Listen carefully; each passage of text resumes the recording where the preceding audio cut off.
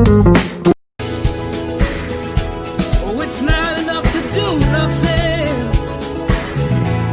It's time for us to do something.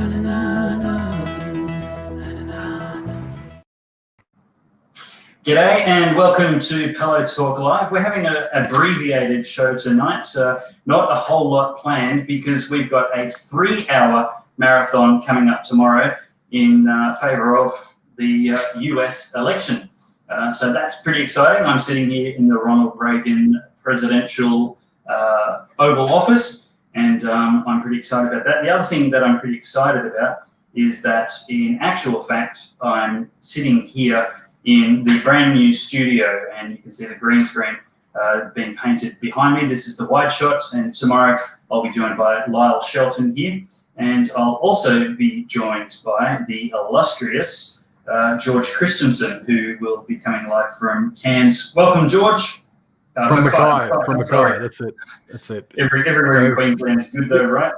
This is not the Ronald Reagan Presidential Library, but the beautiful scenery behind me. Nothing could be more American than Donald Trump riding a tank that actually has on the barrel, "You're fired," with fireworks going off, and an eagle. Also, an attack helicopter over there somewhere. There you go. That's Nothing more amazing. American than that. And look at this. Look at the assault rifle he's holding. I think Joe Biden had banned that. That's there's no way. That's a sniper rifle. That's a long range attack feature, which is absolutely cool. Look, I'm going to actually start tonight by sharing the editorial I wrote yesterday following the weekend election results, and it's called "Queensland Opposition Leader Deb Frecklington Quits After Election Failure." So I wrote, "Deb Frecklington is a nice lady and a great local MP for her regional electorate, but nice doesn't win elections. After promising to fight on despite the abysmal performance of the party she led to election defeat in Saturday's Queensland state election, she yesterday announced her resignation as the Liberal National Party LNP leader. Mrs. Frecklington said she won't recontest the leadership ballot, but would love to serve in any position offered. The LNP failed to differentiate themselves in any meaningful way from the Labor Party and fell in line with the Premier's leadership of dutiful obeisance to the Chief Health Officer. Maybe I meant to say obeisance. The election being the COVID referendum, voters were presented with two leaders who would do whatever the Chief Health Officer said with regards to closed borders and other restrictions on freedom. What might have made the election a whole lot better and possibly even saved some of the seats the LNP lost to a cynical COVID fear campaign by Labor was a strong alternative leader willing to show some leadership and go against the ABC. Mrs. Frecklington could have argued that a multivariate analysis of the risks of COVID and its lockdown versus the known costs to mental health, employment, and every other killer of many more Queenslanders than COVID was required. She could have argued Labor's recklessly simplistic and blunt lockdown policy on the say-so of a single mid-level bureaucrat with no expertise in public policy beyond viral transmission was excusable in March but unforgivable in October. But Deb Frecklington failed to even tackle the toxic Jackie Trad abortion to birth legislation and campaign on greater concern for women with no assurance of independent counselling or screening for domestic violence, abortion coercion. She had the policy, but she didn't campaign on it. Deb Frecklington failed to call out the Labor Green death cult obsessed with killing innocent Queenslanders. They're not satisfied with making it easier to kill unwanted babies. When Anastasia Palaszczuk announced euthanasia was her top priority if re-elected. Here is what opposition leader should have said repeatedly until it shaped the agenda and forced Labor to double down or back down. Ms. Palaszczuk is obsessed with killing Queenslanders, calling abortion essential health care and death therapy. The government I lead will ensure women in the terrible position of considering an abortion have real choices with independent counselling and are free from domestic violence pressures and have all the support we can give them. We agree end-of-life suffering must be prevented by a compassionate society, and where it can't be completely eliminated, minimised. But my government is committed to the message that every suicide is a tragedy to also be prevented. And instead of killing those suffering, we will increase funding and training for the frontline palliative care health professionals who tell me they have inadequate training and inadequate funding. We won't stop fighting until we have eliminated preventable suffering entirely and minimised what little may remain after that. Every jurisdiction in the world which has gambled on euthanasia with innocent lives has lost and incurred unintended fatalities, including the disastrous Victorian Andrews Labor government. We are not so arrogant as to presume we can do a better job of legislating euthanasia than everyone who has tried to, when everyone has failed. We cannot risk another 4 years of illiberal lockdowns, irresponsible abdication of leadership to unelected bureaucrats, and constant gambling with the lives and livelihoods of an authoritarian pro-death Labor government which can't even be trusted to prepare a budget, let alone defend the natural freedoms and human rights God gave us. Well, that's the campaign I would have advised, but nothing like it was heard anywhere. Of course, the ABC and leftist media outlets would howl and bay for her political blood if she made such an unapologetically conservative speech her campaign platform. But conservatives would come out in droves to donate and volunteer. Many disillusioned conservatives would return to the fold if she could articulate that message convincingly. And it is my belief that less elections would be lost to an incompetent and corrupt swarm of Marxists. But what does she, and now the new LNP leader, whoever it will be, have to lose? The leftist media have her political blood. So campaigning to woo the centre 34 years since December 1989, the progressive media and the consumers who swallow their swill will never vote right of centre, so fearing their scorn is an exercise in futility. Undecided voters are where the battle for government is, and everyone knows it. But to continue the current strategy of conflating them with the centre and compromising conservative convictions is the definition of insanity. That's what the LNP have been doing since inception, and but for one flash in the pan when the fates aligned, it has never ever paid off in Queensland. The last Conservative to truly dominate Queensland politics was an unapologetic force of nature like Trump. If the LNP want to make it 33 years out of 38 for Labor, they should elect another leader to woo the ABC, campaign on climate, cave on conservative convictions, shun conservatives from their ranks, and chase the centre. If they want to end the reign of terror and return Queensland to liberty, peace, and prosperity, they must allow Conservatives into their ranks to democratically pre-select candidates who will get rid of pro-abortion and pro-euthanasia progressives, and must campaign as unapologetic Conservatives who will lead undecided voters to make better decisions. Don't appeal to them, lead them. The LNP must abandon the theory that there's a midpoint on the political spectrum between right and wrong. Conciliatory compromise when lives and liberty are at stake isn't nice, it's hateful. What's needed on the right side across the Western world, and no less in Queensland, are statesmen who will stand up and lead no matter the risk to themselves, instead of the current breed of political careerists, of whom there are a few noble exceptions. Deb Frecklington is a very nice lady who tried very hard to not offend the centre. But nice doesn't win elections. George Christensen, thank you again for joining The Good Source. You're a valued part of the commentary team regularly, so it's great to have you on Pellowe Talk. Any opportunity we can secure some of your time. What's your take on the election? Why don't you start with Northern Queensland and how it went down up beyond the Sunshine Coast?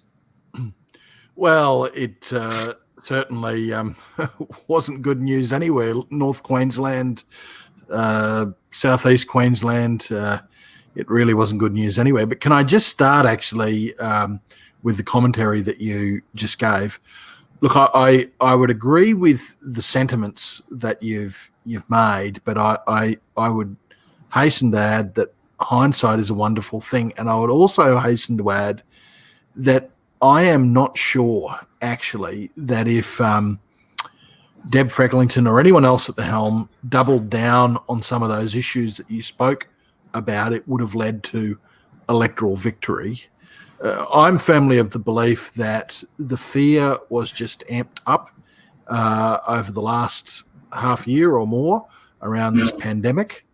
And I'm not sure that anything that could have been said, would have been said, would have changed the ultimate result of the Pellowe government being re-elected. Having said that, I do agree that the problem with the Liberal National Party for almost forever and a day has been not staking out a contest, not picking out points of differentiation. And look, I would rather go down fighting than go down not saying anything. And unfortunately, I have to say though, David, that I think that if Deb Frecklington or whoever was at the helm had got up there and said and done all the things that you said, opened that up as their campaign speech, I don't think that we would be looking at a different result today. I mean, that is just the reality of the fear that has been instilled by the mainstream media, been egged along by politicians of all persuasions, but mainly of the socialist persuasion, and all for a virus that's got a 997 out of 1,000 survival rate. There's an old saying about, politics, and that is people elect the governments they deserve. So if people want the economy in Queensland to continue to fail because the state's locked down, and heaven forbid if they manage to stuff it up as Labor always do and end up with the virus here in Queensland, look out for the Liberties because they will be whittled away. They will absolutely be whittled away. Yeah, no, I strongly agree. And look, as good as hindsight is, we can only speculate on what the result would have been with a different strategy. But, repeating the same strategy that we've had since the LNP merged and getting nothing to show for it, we do have the benefit of hindsight that is unproductive. And so I certainly think, like I said, in my opinion, what do we have to lose? Surely the worst case scenario is what we've got now. Surely it doesn't get any worse than this. There's nothing to lose, but everything to gain. And I think most people right of centre would say we need a Trump in Australia. And the fact is that we had a Trump in Queensland. His name was Joe Bjelke-Petersen. He was a force of nature, and he was unapologetic about his values, about being conservative, and he didn't care that his enemies criticised him, which is kind of sensible. It's kind of it's like, I don't know why Scott Morrison and other LNP leaders, Liberal leaders, are appealing to get the approval of the ABC. It's bemusing, befuddling, and that it ever works at all is surprising. But surely, when Palaszczuk says her top priority is to kill Queenslanders, we can come out and call it out very, very simply. Now, and we should have. I will argue. I don't know that it would have won the election, but I do think we would have got a better result. I'm going to assert, and there's nothing to prove me right or prove me wrong, or you. I'm going to assert that we would have got better results, that we would have stemmed the hemorrhage. There would have been less seats lost, less swing towards Labor, I like Deb Frecklington, and I wish her all the best, and she's a great local representative. But it's the LNP plague, and I want the LNP to win. I'm criticising as a friend. I want their fate to be great. Yeah. I agree with you. Don't get me wrong. I think that we should have been more forceful on the borders issue. I think the strategy was don't mention the borders because Labor are winning on it. They won on it, and they won the bloody election. And while people might have liked the border issue, liked the borders being closed in general, we've got all of the bad stuff that Labor Party brings, with it. But there needed to be some knocking down of this sacred cow of Anastasia Palaszczuk saved Queensland. That could have been done, I think, much more forcefully. It wasn't done. I mean, you could have easily pointed to the fact that people who were former Queenslanders were being kept out from seeing dying parents, from attending funerals, while celebrities and sports stars were coming into the state, and that should have been ads that were rammed home every day of the week. That she's actually not protecting us. She's got double standards for border entries, and along with that, like, I would have loved to have seen some clarity around particular issues, more so than what was given, particularly around the abortion reform. Particularly around the issue of euthanasia, and also up in my way around coal-fired power stations, and also coal mining in general, and the regulations that are on farmers that are supposedly all about protecting the reef, but they're really not. They're just about restricting what farmers can and can't do. Having said all of that, let me just touch on the euthanasia topic. This goes to a larger problem. I don't know that we can win on that topic either. We'd certainly win people like you and me, and probably many of our listeners. The problem is that the culture has shifted. The populace has shifted. I think if we did a survey, we would find that the vast majority of people in Queensland would probably support euthanasia. I do not. I would not ever vote for it. But I've got to say, even a conservative, ultra-conservative party like One Nation, I think actually they support euthanasia. So their leader did. They did. I don't think they broadly do, and I don't think they do as a party. But their leader, Pauline Hanson, did vote for it in the Senate. So she's someone who's let me disagree with you. I think the case on euthanasia can be made, but it can be made.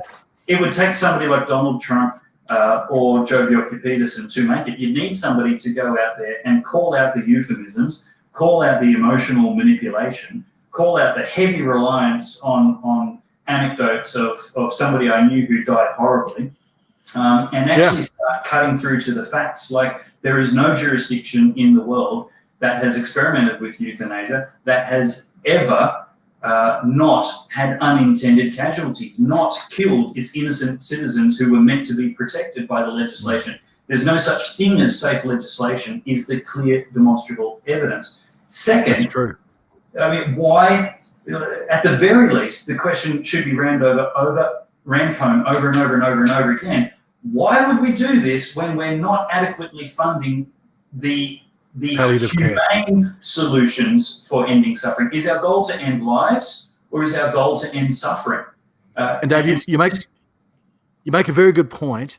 You talk to any palliative care doctor or nurse who will tell you that there are adequate treatments available so that no patient, no matter how terminal, will feel pain. And so those messages, they're just not out there in the community. When you actually tell it to people, they don't believe you. And yet talk to any palliative care doctor or nurse, and these are the facts. There is nothing, I mean, they call it dying with dignity. Let me tell you, there is no dignity in being put down by the same substance that they use to put down dogs at the pound. That is not dying with dignity. And you are right, too many people end up being forced into it, either through family pressure, social pressure, medical pressure, or in some situations, as has happened overseas, old people are actually held down while they're struggling against it and having a needle jammed in their arm. How is that dying with dignity? Yeah, those arguments need to be made, but I'm afraid that our culture has moved so far from where you and I are on this issue that those arguments just haven't been heard before. And so some of them wouldn't be believed. Yeah. And this is where the message needs to be articulated with conviction. There is no centre ground on this. It's not a political difference between left and right. It's a political difference between right and wrong. That's right. And there's no room for the middle ground. You're either okay with calling doctors killers, or you're not.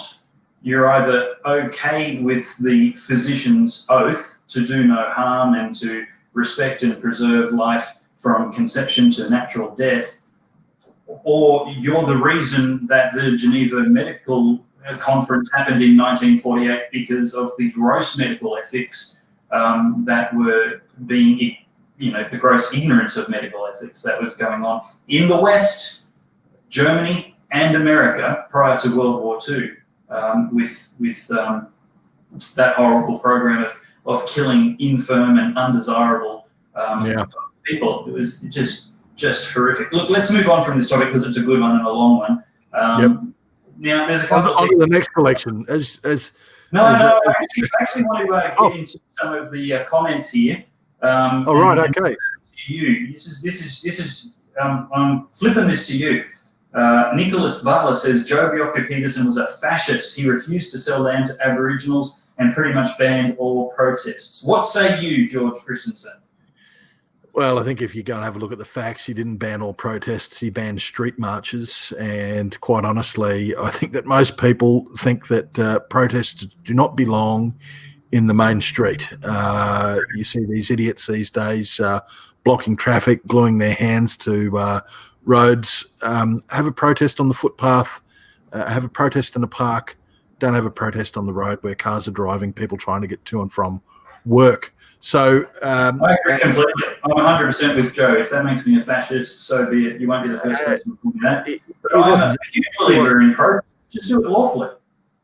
He wasn't a fascist, and Bob Katter was his Indigenous Affairs or Aboriginal Affairs Minister, and you can't have a talk to many of those. This is the Bob Katter, the guy that's in federal parliament now. You're going to have a talk to a lot of those Aboriginals out west. He was in Joe's cabinet.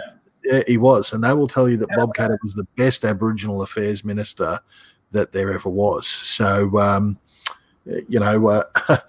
for someone who was styled as being racist and all the rest of it, there's an image that people need to go and have a look at, and that is when the Whitlam government was preparing to sell out the Torres Strait Islanders and actually carve them off and have them lumped in with Papua New Guinea. They were so angry about that, about basically the government ceding them to a foreign nation, that they called on Joe to help. Joe went up there and he was treated like a king. They grabbed him and put him on their shoulders. They were that happy to see him up there defending Torres Strait Islanders as being part of the state of Queensland and part of Australia. Sorry, just getting distracted looking at some of the comments. Some of them are on topic and some of them are having their own show, which is fine. I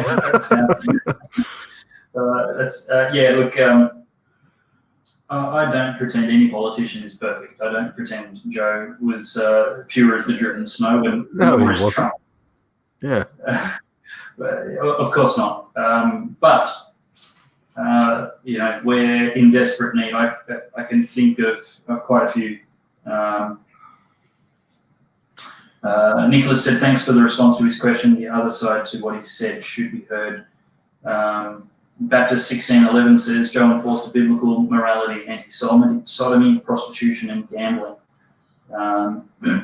Look, a leader that acknowledges he has to answer to God in the next life is, you'd hope, going to do better more often than one who thinks he's the final authority simply because of an election, especially now that they get 4 years of unaccountable dictatorship where the government can do what they want because the electors have a 5-minute memory. Well, there's something that I won't claim credit to here, but Senator Matt Canavan, I heard him say this, that unfortunately we've had Labor in for 5 years, but they've been judged pretty much on the last 5 to 6 months. And what have they done in the last 5 to 6 months? They've shut everything down, including businesses. And there's nothing that Labor is better at than shutting down businesses. So unfortunately, that's history. They're now in, and they're now there for another 4 years. And let's hope the new leader of the LNP whoever that may be. I know a lot of people are saying David Crisafulli. I think David Crisafulli is a great bloke. I think that David has got the ability to be a conviction leader of the LNP and to really take the fight right up to him over the next 4 years. Who knows? You're only, the proverbial bus away, and I don't want that, by the way, but you're the proverbial bus away from a by-election and a hung parliament. So anything could happen. Yeah. Well, there's so many good comments here. I'm sorry we can't deal with all of them. I'm just going to read some of them out. I might give a quick response. George, if you want to jump in, you feel free to. Just quick responses, though, because I want to move on. You say the culture is shifting. Please tell everyone watching what exactly you suggest is the best way of shifting it back towards Christian values. Well, that's a great opportunity for me to say culture wars. Information is where truth is obscured or revealed. And so I think the best way to fight and shift culture back towards Christian values is to prosecute the argument, is to explore the facts, evidence, data, logic with a objective and honest reference to God, which is essentially disposable, because if God is right, and I believe he is, then the facts, evidence, data, and logic will back him up. So support the good source.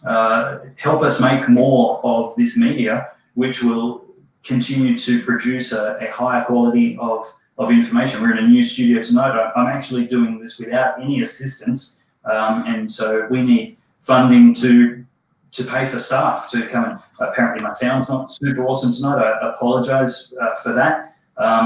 And you can help be part of the solution. We just need hands-on. The left are going to have government funding for the ABC, but right-thinking people need our own source. And what we're trying to do here is amplify voices like George's and Lyle's and Bernard's and Political Posting Mama and Karina Ocatel and Bill Muhlenberg and so many others who don't get a fair exposure in the mainstream media, but who have really good arguments for really good truth. And the other thing that I'm probably, said short answer, but I'm sorry I've gone on. The other thing that I think we need to do is have a generational view of the effort it's going to take to shift the culture. Yeah. If you expect it to change in an election cycle, you will get disappointed, you will get burnt out, and you will quit, and then we will fail. But if you recognise that you're going to pass the baton to your kids to change the culture and to continue defending and fighting for it, then that is what it means to be Christian, that is what it means to be conservative. George, your thoughts on the next one?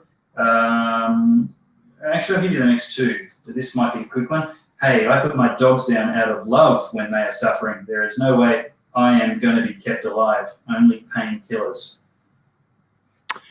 Well, look, I guess that if someone wants to commit suicide, that nothing short of human intervention is going to stop that from happening. But we shouldn't condone it in law. It might not be for everyone, but I certainly spent the dying days of my mother's life, the last 2 weeks of her life, by her side, and I saw her deteriorate fairly rapidly. I wouldn't take a minute of that away. I would not take a minute of that away. Mm-hmm. And look, I fear, I mean, there are painkillers you can give a dog, right? A dog is a different creature to a human being. But let me talk through the dog. Let me talk through the dog analogy. We say we don't want to see the dog suffer, and that's the same sort of line that we see with people. We don't want to see them suffer. It's not actually that we don't want them to suffer. It's we don't want to see them suffer. And I do worry a hell of a lot that actually euthanasia is not about the person who is passing, who is terminally ill. Euthanasia is all about a comfort to the people who look on. Because most of its advocates are people who have seen their parents die or their loved ones die, and they haven't liked it.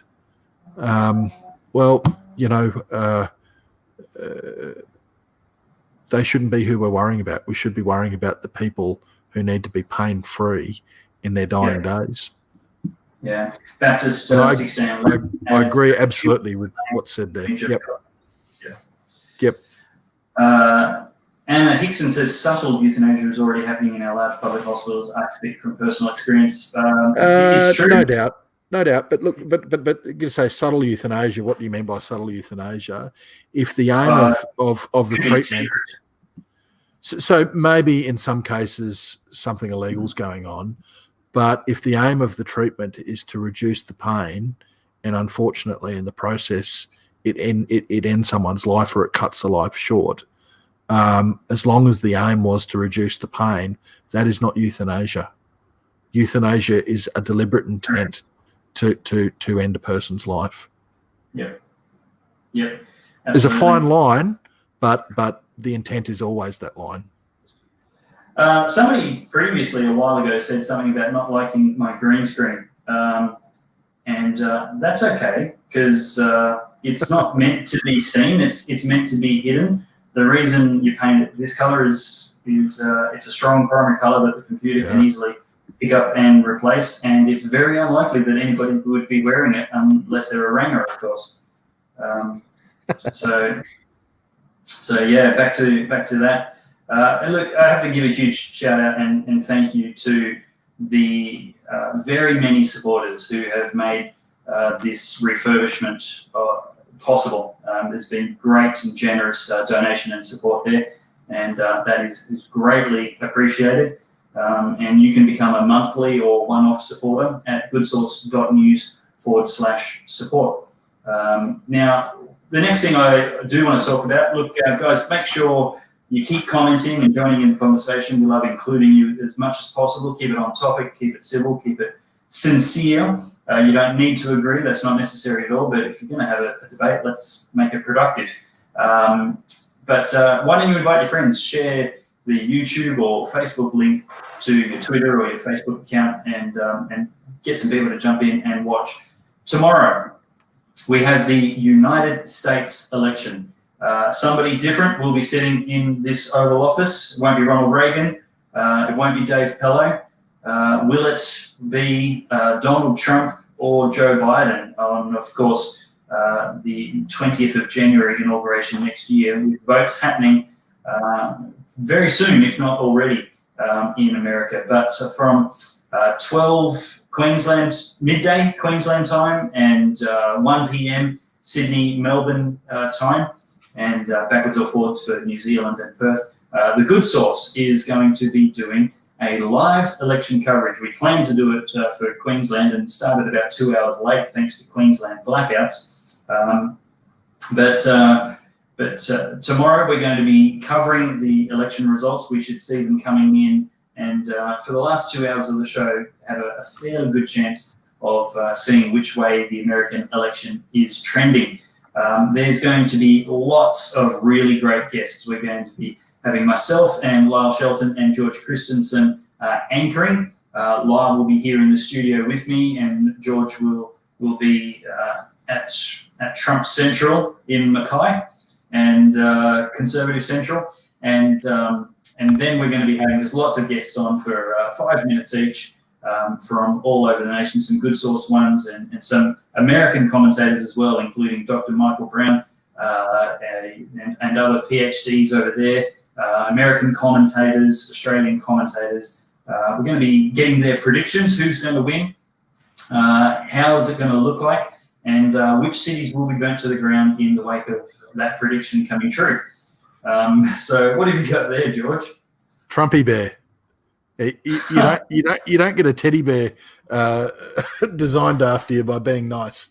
So there you go. That's so funny. Excellent. Okay, let's get your comments in the comments section. If you're watching right now live on Tuesday night or even afterwards, we'd still appreciate your comments there. Who is going to win the United States election? Donald Trump by a landslide? Donald Trump by a narrow margin? More or less electoral college votes than he got last time? Will he win the popular vote? Will any Republican cities be burned to the ground, or will it only be those run by Democrats when they don't like Trump winning? George, what's your prediction for tomorrow's US election? Well, I predict that Donald Trump will be re-elected. I expect that that is going to be the case. I expect that, and I hope that's going to be the case. I expect that he'll be elected by a larger margin than last time. However, I do fear a couple of things. While that's the hope and expectation, certainly the media have just been relentless in attacking Trump. That can play to his favour, but someone once said to me, even the biggest oak tree can fall if there's too many whacks. And that is why the media has just been relentless. They have tried to whack him as much as possible so that he falls over tomorrow. And if they've succeeded in doing that, then that'll be very, very, very bad for democracy, because at the end of the day, all we need in the future is just this relentless campaign by the media of the likes that you've never ever seen to attack a sitting president in order to oust them. It's a simple game that can be played, and they'll play it every time against Republicans who want to stand up on conservative values.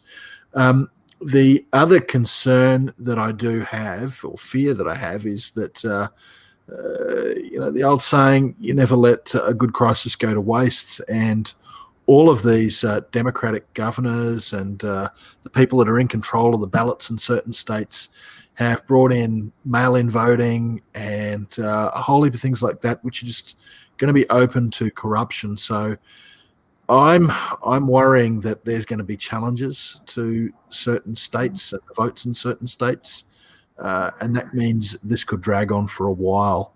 I hope not. I hope we've got a clear decision. But you've hit something on the head. What's laughable is this. I read a media report by an Australian news media outlet last night that was trying to say, showing all these businesses that are boarding up their windows and doors because they're worried about election violence.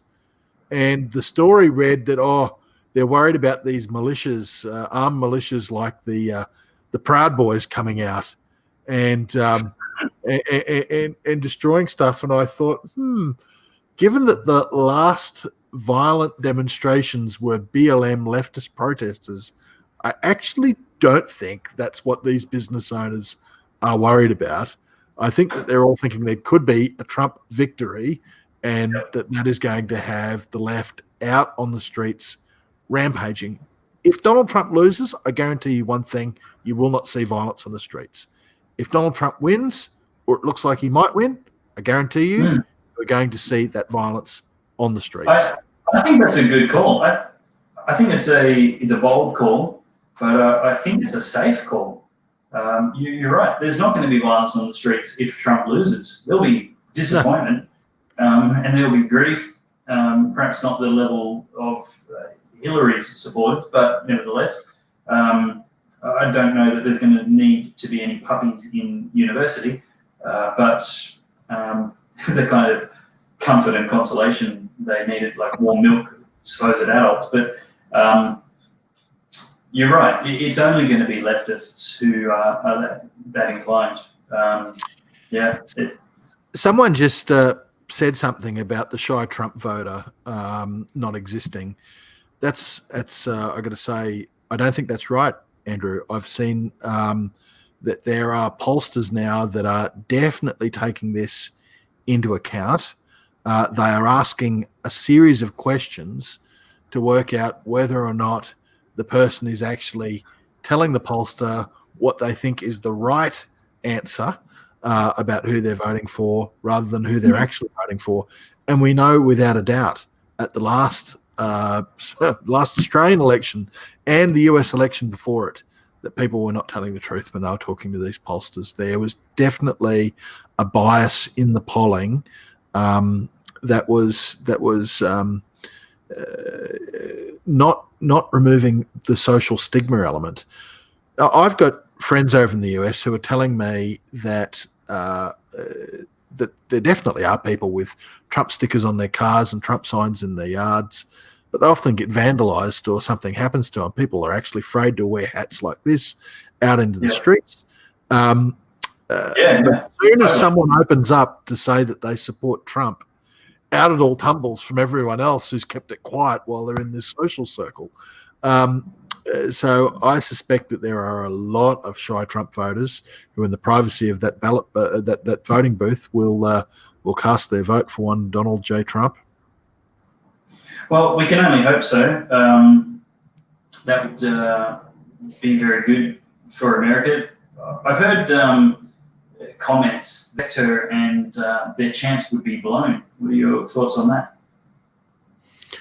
I don't know too much about the in-depth nuances about that. All I can say is that certainly there are elements of the US administration, notably the FBI, that have gone out of their way to make life difficult for Trump. I mean, the whole Russia disinformation hoax that was perpetuated by elements of the FBI and by the Democrats was proven to be, what I said, a complete and utter hoax. There was no proof whatsoever for the claims that were made. So, yeah, there's elements of the US government administration that are deeply anti-Trump and still believe that Hillary Clinton should have been president. Well, I mean, one of the things that is true is that there's a debate going on about, will Trump accept the election results? And this is being propagated by people who haven't yet accepted the 2016 election results. They haven't stopped tantruming, fighting it, and trying to overthrow the 2016 election results by whatever strategy they feel is appropriate. And as you rightly, it's all the violence, mayhem, theft, murder, rioting, looting, and any excuse will do. It's laughable. It's almost laughable if it wasn't for the fact that what the US media are trying to do is to absolutely indoctrinate the American public into thinking that Orange Man bad and that's it. So, we'll see. We'll see tomorrow. We'll see whether that concerted campaign by the political elite, the media elite, all the celebrities that they trot out all the time, whether that has actually worked or whether the people, the vast bulk of people have actually just rejected that and said, hey, you know what? I like the direction the country's going in. And I like the stance that Donald Trump has taken for the US and the free world against China that Joe Biden certainly won't take, pretty much because he and his family are up to their eyeballs in business deals with China that the media don't want to talk about either. And that now is just such a joke and just shows how bad the media cover up for enemies of Donald Trump, political enemies of Donald Trump. You had Twitter that basically banned any commentary around the story of Hunter Biden's laptop and what was on that laptop. I still want Trump to bring baseball back to Twitter's power. Well, to the homeless man that runs it, by the looks of him, Jack Dorsey. But the fact that so their answer as to why they didn't run the Hunter Biden story, which clearly showed that Joe Biden had business links with Hunter Biden and into China. They did not run that story. And I got to say, this is serious stuff. It was about cash for access. That's corruption. Cash for access is corruption. Particularly, oh yeah, it'd be everywhere.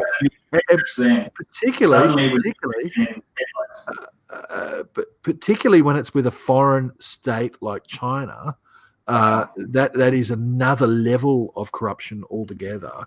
It's near treasonous, and for Twitter to ban that, and what they said, why they're banning it? Well, we're banning it because it was leaked information, and we don't know where it come from. It could have been hacked. Well, hang on a sec. Where did the Trump apparent tax returns come from? Exactly. Why did they allow that all over Twitter? And you know what? it's not illegal and it's not a corrupt to make a business loss, which means you don't pay any tax. But yet that story went everywhere. Really, there's one thing that's absolutely clear is that the mainstream media is no longer to be trusted. I got to tell you, I don't even watch mainstream media anymore. I do not watch any news channel in Australia. I watch Sky sometimes. I don't consider that mainstream as yet. But even the Sky news department, I take what's said with a grain of salt because you see the truth. It gets filtered, and we're getting a double filter in Australia with US politics, a double filter. The left-wing bias comes through the US journalists, and then it's filtered through the left-wing bias in the Australian journalists as well. Yeah, let me see. I want to. I think we can see that now. I want to encourage everybody to go check out this article just published by Bernard Gaynor. It's gonna be epic. That's fresh off the press, thanks to Grant, one of our awesome volunteers helping things move and happen. So make sure you go to Good Source News and check that out right now, because we're about to wrap up this show a bit early tonight. We've got to go get a fresh nut slip so we can go for 3 hours from midday Queensland time tomorrow. And of course, the whole of the nation should be running on Queensland time, right, George? Very disappointed that with Bernie's line there. I would have thought that it would have been a better title saying it's going to be huge. Huge, indeed. Hey, I wonder if we should read this. It's a little bit. I don't want to read it because it'll be a bit too long. Actually, you know what? I'm going to tease it. Is that all right with you, George? Go tease away. Forget the polls. Don't listen to fact checkers. Ignore the media. Tomorrow, Donald Trump will be re-elected as the president of the United States. This battle is all over by the party, and it's gonna be epic. The only questions that remain to be answered are the size of Trump's victory and the size of the tantrum that will be thrown by the Democrats and their violent militias. Yeah. They are the ones who will not accept this result, and tomorrow night they will start breaking stuff. Without a doubt. Without a doubt. There's a picture of stuff being boarded up. But nothing will stop what is coming. Donald Trump is storming home. Donald Trump will be remembered as one of America's greatest ever presidents. Perhaps his greatest achievement will be that he has laid the foundation for his successor to be even greater. That is possible, but is by no means guaranteed. There should be a victory celebration tomorrow, but it should not be forgotten that Trump has only started this battle. It will be up to others to finish it. There is more to that story, and I would love to keep reading it, but I would also love for you to head to goodsource.news and make sure you check it out for yourself. Mama agrees, George? And huge. Can I just jump in and say, it's not just about being a Trump fanboy and having a Trumpy teddy bear and a Keep America Great hat. It's about he's actually done the stuff that conservatives like me want to see the leader of the free world doing. I mean, doubling down on the protection of religious liberty, defending religious liberty with law, changing the vote on the Supreme Court, the makeup of the vote on the Supreme Court, so that for the first time in a long time, that Supreme Court is probably pro-life. That's going to have implications for saving millions and millions of unborn, I hope. And where America goes, Australia follows. So there could be massive ramifications from what Donald Trump has done. And also, he is standing up to the most totalitarian regime in the world that is not good for the world, and that is the Chinese Communist Party. So, I think more power to him. I hope he's re-elected. I expect he will be re-elected. I expect Bernie Gaynor's right in his assessments. I fear anything but my expectations. Yeah, it's true. Look, I'm just trying to bring up something. Say something else, George. I'm trying to bring up something on. Okay. Well, I just go back to that saying that the fear about anything but these expectations. I mean, there's a niggling fear in the back of my head that the media have just done that hatchet job with a lot of fake news. They have just, I mean, you pointed out all the time about a news report about Donald Trump at some event getting 2 scoops of ice cream. Now, Yeah, that's right. Now, what other president in living memory had to put up with crap media reporting like that? It has just been from Trump getting an extra scoop of ice cream at some event through to the Russia hoax, just fake news, negative pointless news, and breaches of his privacy with the tax return stuff that wasn't explained properly. He didn't diddle his tax. He made a loss. That was offset by a massive tax payment in 1 year a few years ago. So, the media have just put these half-truths, fabrications, and fake news out there, and they've done pretty well on it. I just don't think that they've done well enough to actually remove him from office. Now, my computer is actually having a little spastic meltdown at the moment, and it may or may not come back. I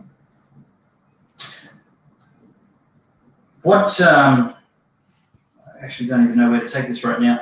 Let me just jump in there. I can't even see the broadcast screen right now. I'm stuck on YouTube. Won't let me even switch between tabs. Okay, I can see you. You can see me? Yep. Fantastic. Is it both of us? Yes, we're good. We're good. Keep going. Yeah, good. I just can't end the broadcast if I try. The magic of live internet streaming. The magic. Anybody wants to donate a new laptop, it needs to be kind of gaming spec and not as old as this one.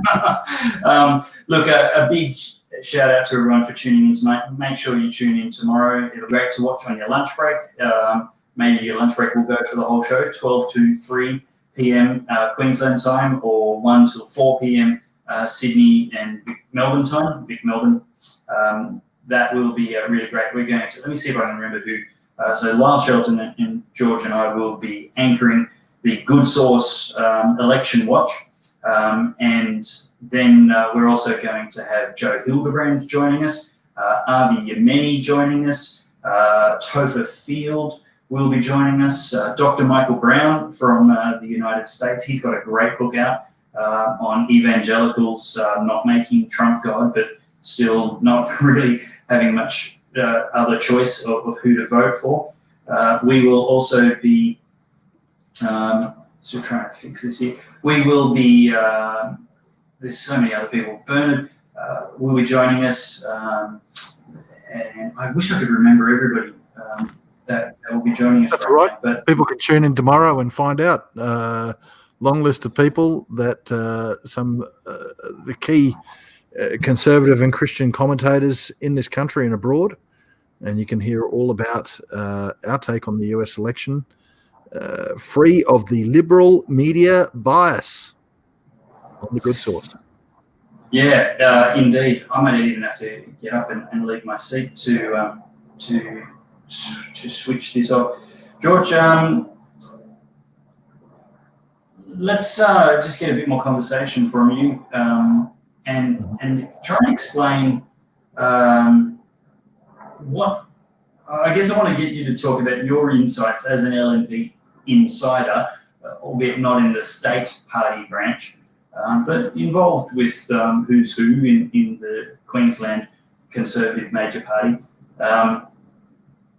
Is there a path forward to campaigning differently and finding a little bit more gumption to actually lead the centre instead of chase the centre? What's it going to take?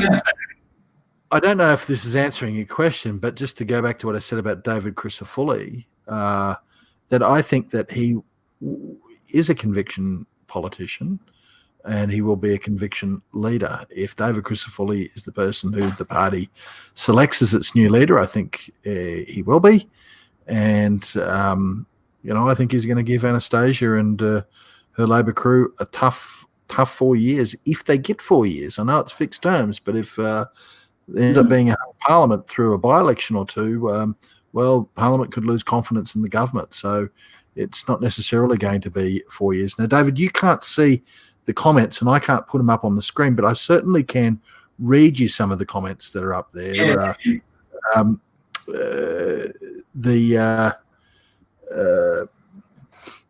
Who can I? Well, John Nelson says, pray for Trump. We should pray for all leaders regardless, and I agree, pray for Trump.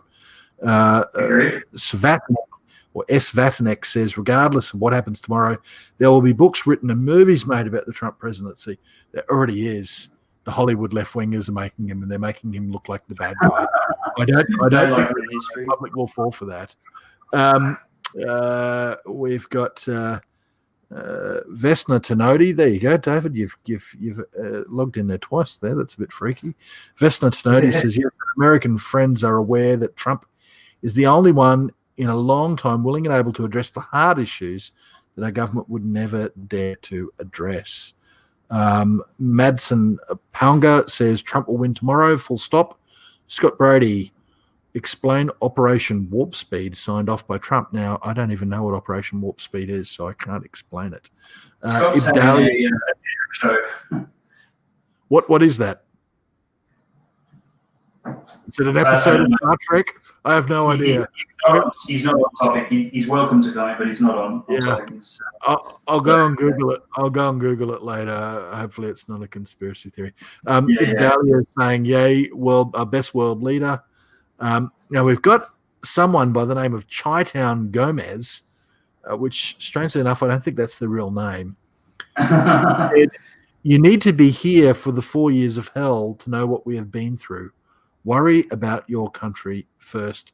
He goes on to say that this MAGA made in China cap is making me delusional like the rest of the brain dead Trumpers. Well, actually, it's made in America. And secondly, the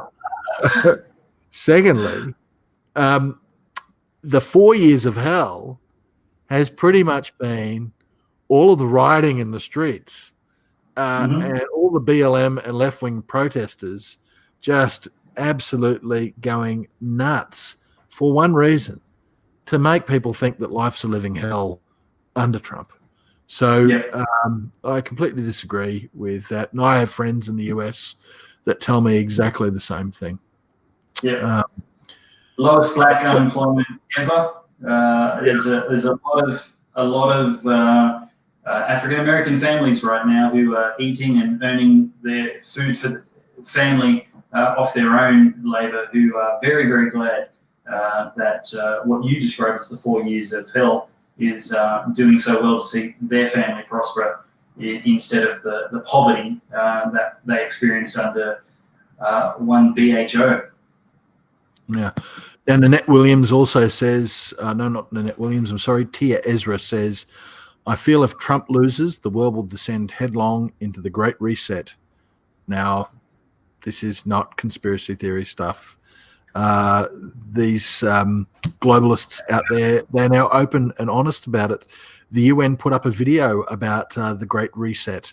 They want to see the Great Reset, aka Agenda 2030, they're calling it, brought out. And Agenda 2030's got all of these wild and wacky things in it. They actually want global abortion rights. It's one of the key things that they want. But there's a proposal that 50%, that there be a mandated 50% of legislative spots that go to people based on their gender. I'm not sure whether they're, which genders they're talking about, because apparently there's 170 of them now or whatever. But, you just got to look through some of this stuff. And Trump is not going to accept that. So, he will be the massive roadblock to the globalist plans. Dave, I think that we probably. to get some control via logging in via my mobile phone. So, Excellent. yeah, so we can wrap this up. We've actually nearly done an hour anyway, so that's fantastic. Thank you, everyone, for your comments on topic. Thank you very much for sharing this, your support, subscribing to the newsletters, and we hope that, we pray for a Trump victory. We pray for, and look, if Biden wins, we'll pray for him too, that God will give him wisdom and that his administration will be one of justice, peace, and mercy for unborn living humans. But we definitely think that we need to be watching, need to be involved, need to be informed and concerned. And it's okay if you disagree with us. We're just grateful that we can have this conversation productively and civilly. And well, that's it here from Good Source Central. We'll get a nice little sign under the desk one day with beautiful LED backgrounds behind it. And again, thank you to the volunteers who helped build this studio. There's a bit more to do, so please don't stop donating. There's lots more equipment to buy. A lot of the equipment sitting here right now running this live stream is borrowed, and we're in the process of purchasing it. This laptop is mine and quite old, so we'll be looking forward to upgrading that as well. But that's it for Pellowe Talk Live tonight. George Christensen, thank you so much for your comments, insights, and I look forward to watching the Trump landslide tomorrow with you, Lyle, and the rest of the people watching at the moment. Thanks, Abe. No problem. Bye-bye, everyone.